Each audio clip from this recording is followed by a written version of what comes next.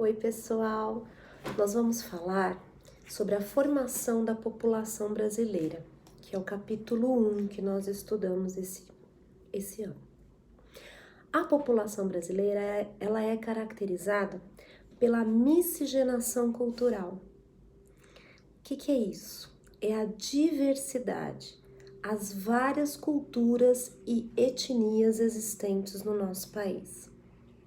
A base dessa formação é composta por indígenas, os verdadeiros nativos do nosso país, os africanos, que foram trazidos à força para o Brasil, que é o que nós chamamos de migração forçada, e os europeus, que foram os colonizadores. Essa é a base. Mais tarde, chegaram os asiáticos e tantos outros povos para o nosso país, ok? Os indígenas, eles ocupavam todo o território brasileiro. Eles tinham a sua organização política, social, econômica e tinham as suas manifestações religiosas, as suas crenças e os seus idiomas. Existiam milhares de etnias indígenas diferentes no Brasil. Com a chegada do colonizador português, com o tempo, esses indígenas, eles foram escravizados, eles foram exterminados. Ocorre aí um fenômeno chamado etnocídio e genocídio. Genocídio é a morte, o extermínio da maior parte dos indígenas que ocupavam o território brasileiro. Etnocídio é a destruição da sua cultura. Por quê? Porque os portugueses eram católicos e falavam português.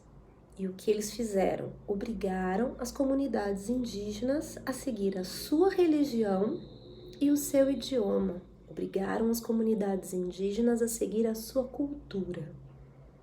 Atualmente, nós temos as poucas reservas indígenas que ainda existem no Brasil, que sobreviveram no Brasil, elas precisam de proteção.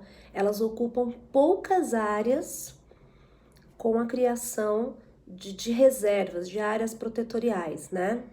E mesmo assim, a gente vê que existem muitos conflitos, muitos interesses em agir, em tomar, em cuidar dessas terras, ok? Além dos indígenas, nós temos a cultura africana. Os africanos, como eu já disse no início, eles foram escravizados, trazidos à força para o Brasil, não tiveram sua cultura respeitada e eles sofriam castigos, eles eram submetidos a vários tipos de castigos. Muitos desses africanos tentaram resistir à escravidão e eles fugiam. Quando eles fugiam, eles formavam comunidades chamados quilombos. Os quilombos nada mais eram do que os locais de refúgio desses escravos que fugiam, que resistiam à escravidão. Atualmente, esses ex-escravos, né, essa população negra, ela sofre com a discriminação racial. Isso é uma herança da colonização. Os colonizadores impuseram a sua superioridade e deixaram aos descendentes de escravos, os chamados afrodescendentes, e às comunidades indígenas, um legado de inferioridade.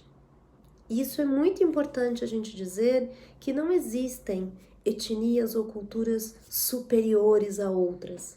Existem etnias e culturas diferentes, ok? E para a gente comprovar essa miscigenação cultural que existe no Brasil, nós podemos lembrar de todos os pratos típicos que nós temos no país, né?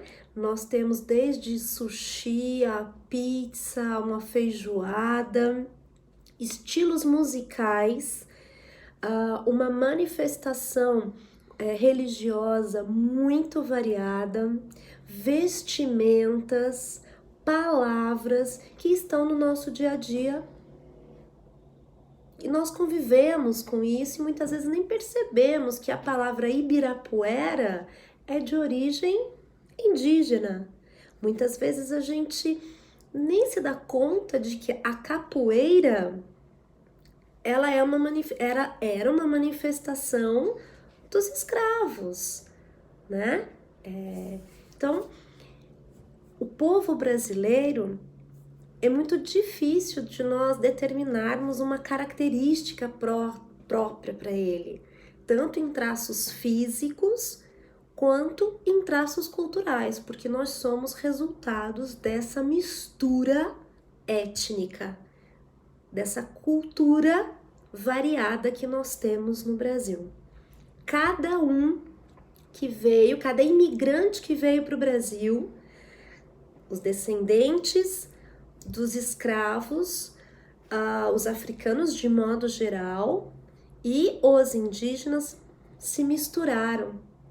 E aí surge a população brasileira, o que nós somos hoje. Ok? Espero que vocês tenham entendido. Até a próxima!